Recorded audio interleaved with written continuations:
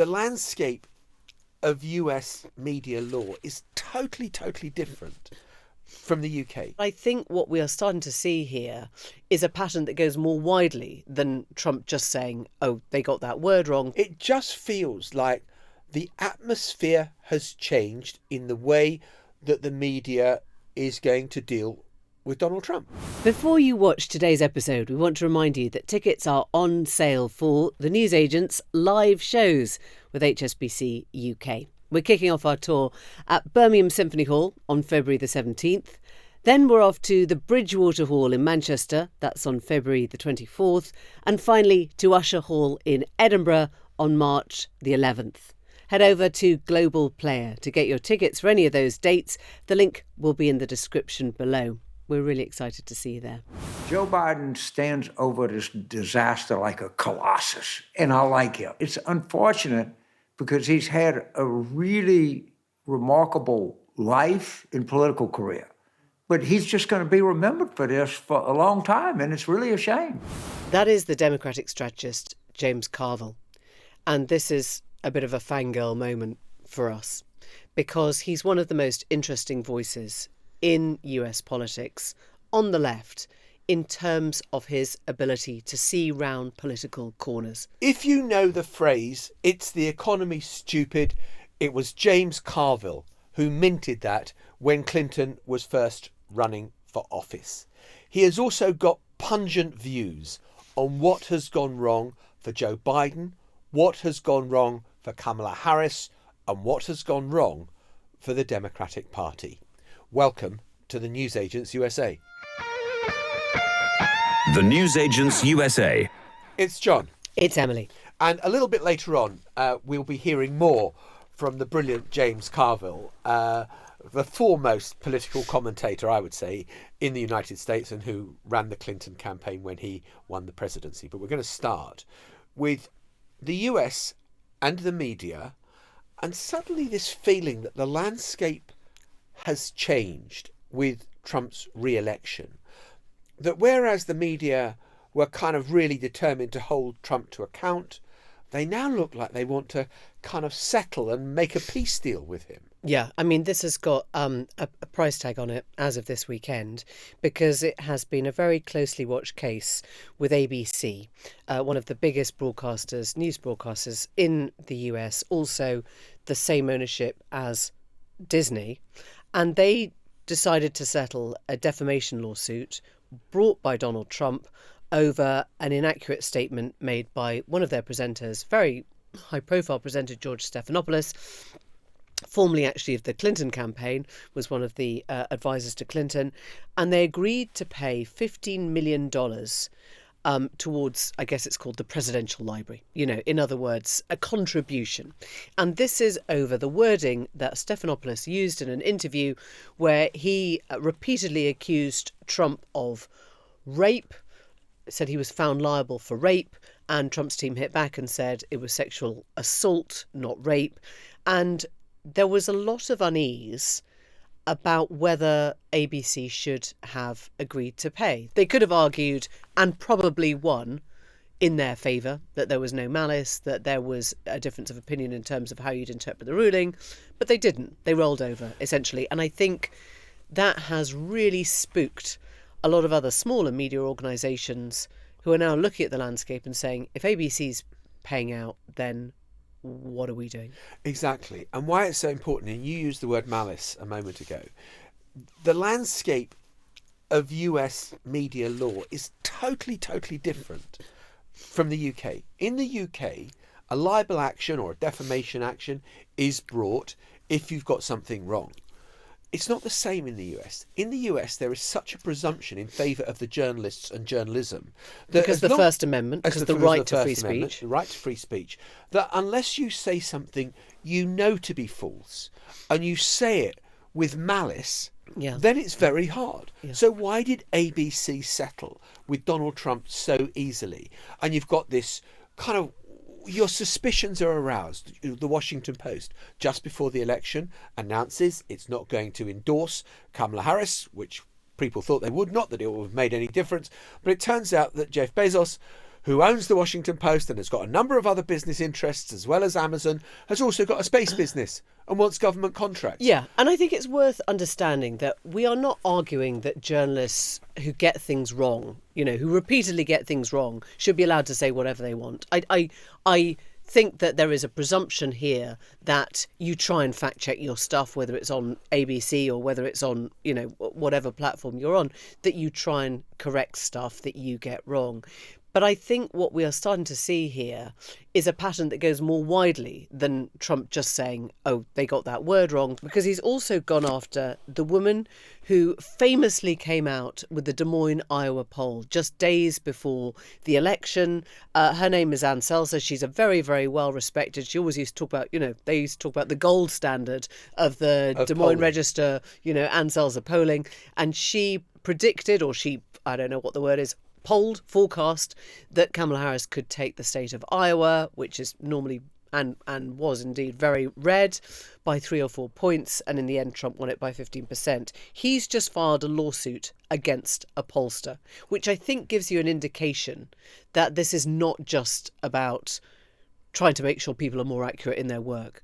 Ann Selzer's shown all her workings. She's shown how she used the methodology. She's shown her polls. She said, we got it wrong. And I put my hands up and it wasn't right. But everything about the work itself was absolutely within the way we've always worked. So what is that case about? What is it about, if not intimidation of sorts? Exactly. And that is where you start to wonder whether the kind of much venerated First Amendment and the right to free speech and a free press is going to find itself under a bit more pressure this time round. And there are other straws in the wind that you can look at. I mean, for example, I think we spoke about this the other week on the podcast about how the presenter of one of the big morning shows in the US, Joe Scarborough and Mika Brzezinski, who present Morning Joe on MSNBC, which had been vicious about Donald Trump for the last 8 years, that they had been down to Mar-a-Lago to kind of play nicely with Why would Donald that be? Trump. Because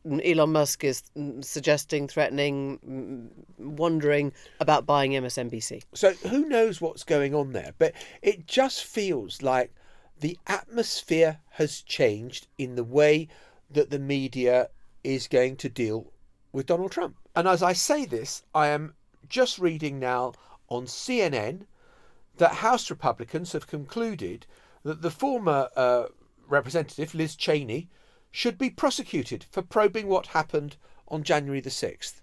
So there is this atmosphere where you think, OK, if you've come after Trump, now we're coming after you. He did say that. I mean, to be fair, in the election campaign, he said we're going after the enemies. And that is clearly what's at play here. Well, let's speak now to Mark Landler. He is the London bureau chief of the New York Times. And when I first met you, you were at the White House covering the Trump presidency. And so you're kind of well attuned to Trump land and what it means for the media. And it just feels very different this time round. There are just some chill things in the air about dealing with Trump 2.0. I think that's right. I mean, among the most chilling was actually not something Trump did, but something one of the big news organizations in the U.S. did. ABC News paid $15 million to settle a lawsuit that Trump had brought against George Stephanopoulos for comments he made about the E. Jean Carroll case, the sexual abuse case that Trump's was involved with. And the news organization paid money to settle this, which I think a lot of us in the media took as a worrying sign. We sort of hope it's not a precedent and not a signal of how other news organizations are going to deal with these kinds of legal threats, which are likely to continue and perhaps even intensify. I mean, the Trump team will say he insisted many times on air that it was rape, and it wasn't rape, it was sexual assault. I mean, do they have a point that Trump should demand accuracy from the journalists and from the organizations? Well, I think it'd be unwise for me to get into the intricacies of that case. I gather it's not completely black and white. There is a way one could have interpreted that ruling.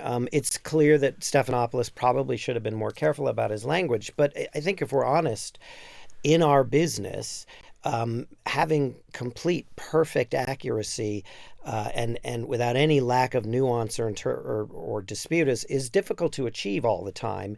And so, at least in the American legal system, there's always been a legal presumption in favor of journalists being able to speak relatively freely unless there's a sort of a reckless disregard for the truth. And that's where I think this seems a bit, to me, problematic. Let me just play you this clip. This is Chuck Todd, who was the former presenter of the longest-running news show Meet the Press. This was stunning to me and absolutely a gut punch to anybody that works at a major media company, because I think it sets a precedent that is going to be very difficult. It's going to be very difficult to get out from under, potentially. I just, I think the risk of losing this suit was 5%, right? Like 50%. For ABC, for ABC. So, this was a decision to buy off a bad PR. So I guess my question mark is, why, if they had such a high percentage chance of winning it, why would ABC settle then? Because that is the fundamental question here. Why are the media companies seemingly coming towards Trump now rather than fighting? Well, I think the question that you have to ask is, what are the other grounds? If it's not a legal decision that they face real legal peril, then you have to sort of ask, do they have other business before the government? Is there a transaction underway they worry about being blocked or impeded? Is there some other reason that these news organizations that are often part of much larger conglomerates would have reason to worry having an antagonistic relationship with the president? And you see that playing out at other places as well, where, there are news organizations that are part of much bigger operations. The Washington Post, as a wholly owned subsidiary of the, founder of Amazon, is another example of this. Do these owners have other reasons that they don't want to run afoul of the administration that might lead them to make a settlement, even if they have a reasonably good chance of prevailing in court? I think the point you made earlier, Mark, about total accuracy and presumption of innocence. In the US, the libel system is totally different from the UK, where you have to prove malicious falsehood. You not just that it's wrong, but you knew it was wrong and you had malice, a forethought before you published it. And that's why it is so odd that ABC settled so early. But it struck me, and it strikes me, that the difference between now and 8 years ago, it was all about holding the newly elected president to account for anything and everything. And now it seems an awful lot of people are much keener to sue for peace. Well, I think that's exactly right. And I think that this started even before Trump won, with the decision of the Washington Post and the LA Times not to endorse for president, because their editorial boards would have almost certainly endorsed his opponent.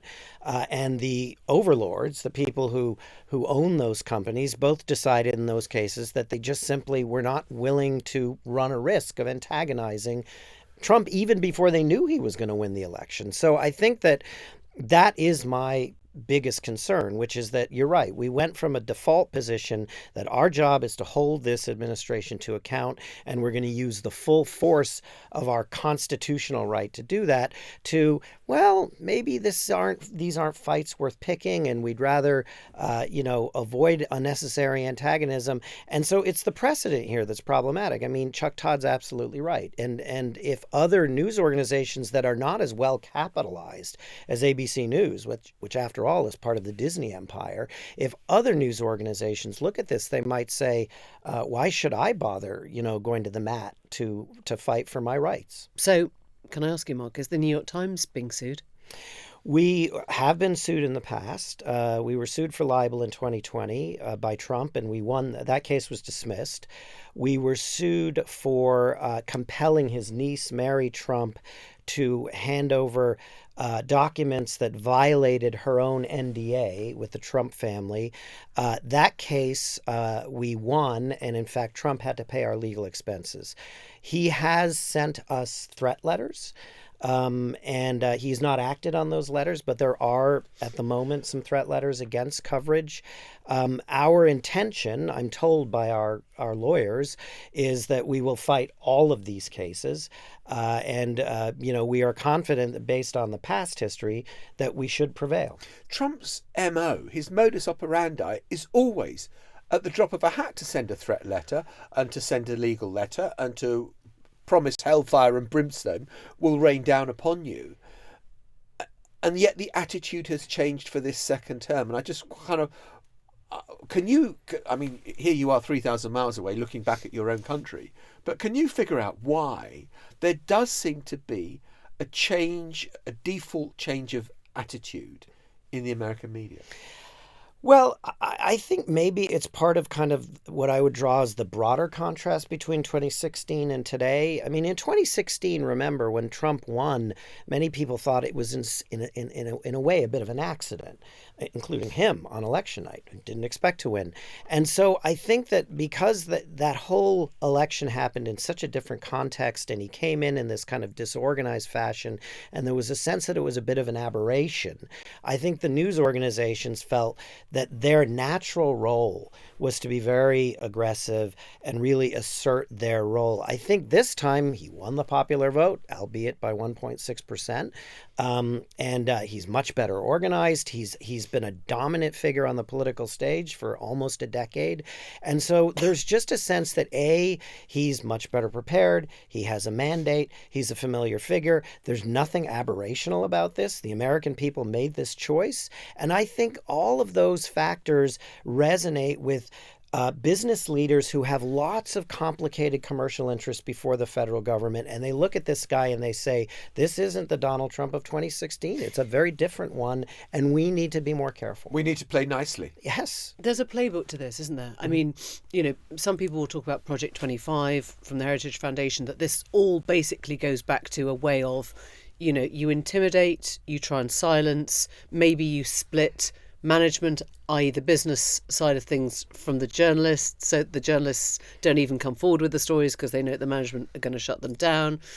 And I guess, it sounds as if this would follow the sort of same project as Orban in Hungary, or maybe the former Polish government, as a way of just sort of, you control the media until it doesn't create problems for you, right? Yeah, it's the Orban playbook, actually. Yeah. And he did it to great effect in Hungary. And I think that, part of the problem for us is in 2016, we benefited hugely by the rivalry we had with the Washington Post. And both of us were fighting very hard to break stories on the Russia investigation, on, family-related commercial interests, on Trump's taxes, and the Post was, it was a sort of like a battle of the titans. And we both, I think, made each other better, but I actually think we both kind of emboldened each other.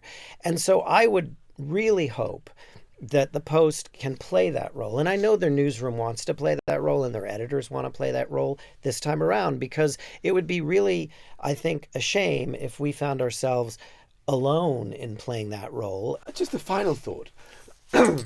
Is the First Amendment worth all that we think it's worth in terms of free speech when it seems that news organisations are being cowed? I mean, I remember, during the Trump years, him trying to kick out Jim Acosta from the White House, or I think there was a guy called Brian Kareem who was apparently there as the White House's the Playboy correspondent there, and it failed because the First Amendment said, "Sorry, mate, you can't do that."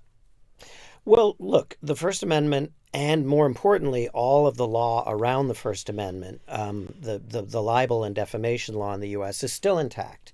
So if news organizations are willing to litigate and fight these cases, at the moment, they should still win most of them. Yeah.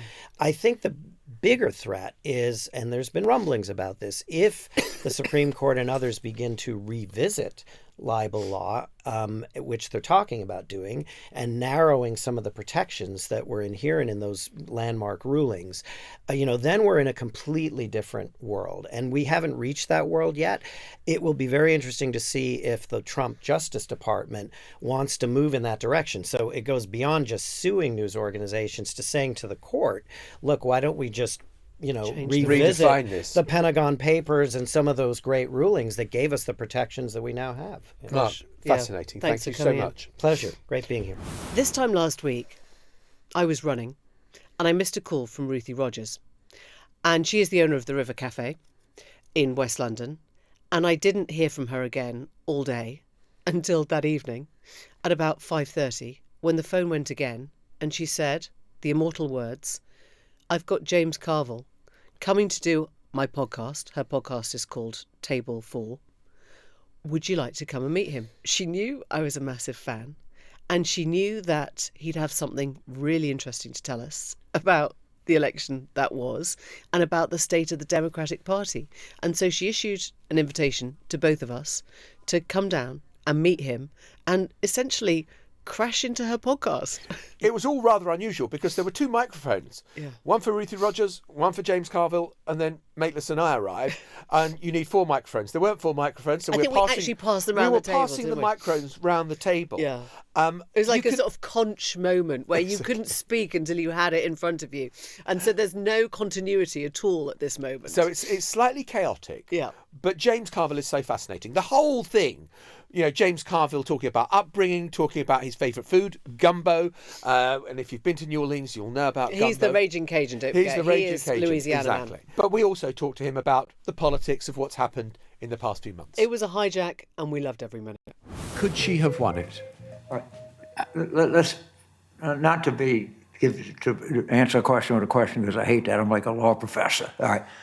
If Biden would have gotten out in the summer of 2023, we would have won easily. So could she have won? So Biden gets out on July the 21st. All right. The Democratic Convention starts on August 17th. So she has to take his campaign manager, his campaign staff, his campaign headquarters, and everything. The country, for whatever reason, I disagree with it, wanted something different than Biden. She refused to be different. They would ask her, what would you do different? She says, I can't think of anything. So we would have definitely won. Joe Biden stands over this disaster like a colossus, and I like him. It's unfortunate because he's had a really remarkable life and political career. But he's just going to be remembered for this for a long time, and it's really a shame. You said if he got out in 23, in the summer of 23, we would have won going away. The implication being that it would not have been her. You think No. there was somebody better than Yeah, her? oh yes, Go on, who? I know. Well, I hate to give names because somebody's going to say they're going to exclude them. We're just amongst friends. Andy Bashir, Josh Shapiro, Wes Moore, Gretchen Whitmer, Raphael Warnock, J.B. Pritzker, Jared Polis. Not Could I go Pete, any not Pete further? All Buttigieg. these people are, and I've left some out. All these people are Mitch Landrieu. Mitch Landrieu might be as good a communicator as Bill Clinton. Yeah. All right? If they'd ever let that guy out of the barn and on the track. And he was the mayor of New Orleans, wasn't Right. he? Yeah. But I'll just say that because I'm a New Orleans home. I'm saying that because he's a stunningly talented communicator, a stunningly charming person. In politics, the most underrated, I think, attribute is, drum roll please, charm. Charm counts. People like people who can charm people. They just do. You can say what you want. Why was there such a reluctance to say to Biden, it's over, it's done, it's cooked? You said it, and you were an outlier when you said it. Others have now since said, well, yeah, of course we knew, but they didn't want to. People like Joe Biden, okay? Other Democrats like him. They think he's admirable. He's lost his wife. He's lost children. He's lost elections. He was unfairly maligned. And then you say you can take on the president. I would talk to him, man, I don't want to do that. He's a good guy. People are going to be mad at me. And I think they could all be tried for cowardness. I'm 80 myself. So I've come to figure out you can't fool old age. Okay. And I'm aspirational. We have not had an inspirational candidate since 2012. All right. Most people In politics, it's an emotional business. You see somebody, hey, I love John Kennedy. Or, hey, I love Bill Clinton. Or, hey, I love Obama. Or, hey, I love Ronald Reagan. But, hey, I love Margaret Thatcher. Or whatever, okay? It's very much not a rational business, but an emotional business. Can you learn charm? I mean, have you backed candidates that have had the charm that you think is necessary to win? Or have you been able to impart what they needed to do to become charming? First of all, it's a choice between two people. One cannot be very charming and the one can be, I mean, it's not essential, but in all of life, I think charm will take you further than intelligence or appearance or anything else. Okay, I just do. I don't think I'm not sure it's go out and be charming. Yeah. Oh, great. Okay, like if it's not natural to you, you can't do it. Yeah, and some people, Obama was very successful. He was not a particularly charming man. Reagan was totally charming.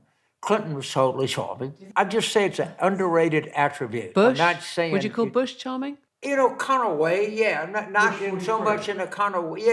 Yeah, my wife worked in the White House, and so I used to have to go to the parties, and he kind of, hey, Carville, come over here, you son of a bitch. God damn it, you better be treating Mary right. You hear me? I'm going to kick your ass. You hear that? You know what I mean? That kind of Texas, bellicose male way. Yeah, Bush was kind of charming. He was. I mean, Jane, I've just got to make one confession here. Uh-huh. On a school report, when I was about 15 or 16, and my exam scores were terrible, the final comment from my main teacher was, Jonathan must learn that in life, charm is not enough. So I'm loving the fact that you're playing up charm as an important attribute. I think you can be, I used to tell my students, I've known successful people who actually weren't that smart. I've even known some successful people that didn't work as hard as some other people. I have never known a successful person that was not curious. Do you think Donald Trump is charming? All right, and I'll give you an honest answer. In the sense that you're a huckster. Look, one of the things that's true, I read a lot of Hitlerian scholarship, and if Hitler wanted to be, he could be quite charming. I'm saying that it's not, if Trump wanted to be, if he were trying to get you to buy a shitty, overpriced piece of property, he could be... He could turn it on. Yeah. It's not essential. It's not like something you can be a very good person, a very talented, very smart person, and have very little charm. But in politics, I think it's a quality that it really helps you to have. I'm not... like I said, but by every account, Stalin was not very charming. Okay, they were equally horrible people, but it's not the be-all, end-all, but it's a good attribute to have in anything you do. There's some people that walk into a room, and the room changes. Okay, they just come in and they go, there's so-and-so, and you can just feel the ambient temperature of the room changes. And yeah, it helps if you're the bank president or you're the president or you're the head of medicine at the medical school. But that doesn't, some people kind of have it and everybody kind of wants to sit next to them at dinner. Everybody in high school wanted to ride in the same car they did. It's not easily explainable. Did Kamala have that charm? Not overly, no. That doesn't make her. You understand, Harris never ran for office outside of California. Yeah. Okay, so she never had to walk into the lion's den. It was a heavily Democratic state.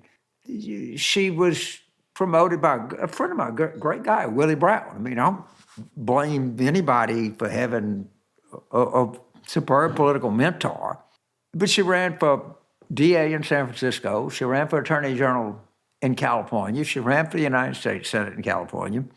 So she never had to go into she didn't have to cultivate hostile audiences. Mm. And that is better politicians are able to do that. Mm. Okay, and she'd never been around the track. I don't think she was a terrible candidate. I don't think she's a bad person. I think there was a limit on her political skill. Were the Democratic Party hamstrung by the fact that, I mean, this is the popular perception, that they had become too woke, too obsessed by identity politics, obsessed by culture war issues, that Trump had, which is, Kamala is for them, they, Donald Trump is for you? I was the first person to attack wokeness. If you look at a publication called Vox, which is very liberal, in April of 2021, I said, this stuff is killing us. No one talks like this. No one wants to live like this, all right? And the example I use is I grew up in a majority black city. So unlike most people, I run into black guys on the street corner shooting. And if I went up and I said, hey, fellas, how are things in the community of color today? It was just son of a bitch talking about it, okay? There was no one communicates like that. No one calls people Latinx or... and I was said about identity politics, you're asking me to value your identity more than your humanity, and I'm just not going to do that. I can't subscribe to that program. I think your humanity, to me, is more important than your identity. And they tried it, and no one followed. And they were well-meaning people. So the term woke, I'll tell you a story. The first time I did some reading on this, that the term woke was used was in the 20s and 30s. It was by black musicians, mainly a guy named Leadbelly Ledbetter, who were talking songs about black people have to be woke in their interactions with the police. This is 1930. And he would say, basically, when you deal with the police, you got to be woke. You got to be woke, which is a pretty good idea, pretty good advice. Okay, if you're in Louisiana, Texas in 1930 and you're black. But what happened is overeducated white people got a hold to the word, and as they do everything else, they ruined it. They took a word that had a very noble, smart, rational beginning and made it into transition surgery or something. You always have to be skeptical of highly educated people. Because they're not speaking the language of ordinary people. They're not speaking the language. If somebody comes and you go to these restaurants and they said, our chef today has prepared the special of the day, which is based on a sauce of theirs and a background of theirs, and it's lightly glazed with this. And I'm like, what the shit are you talking about?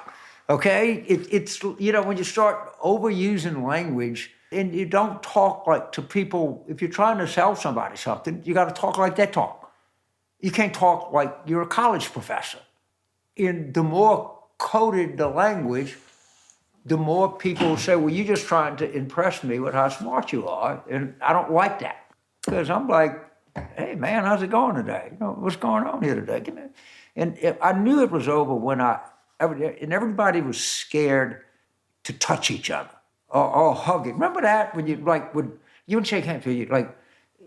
I had this kind of Zoftic black church lady in New Orleans, and I gave her a fist bump. She said, "Why don't fist bump me? Put your goddamn arms around me and give me a hug." And I said, that's when I realized human beings need interaction with each other. They need to touch each other. They need to, when I talk to you, they need you to, touch you. I mean, it's not anything remotely. When I grew up in our culture, males used to kiss other males.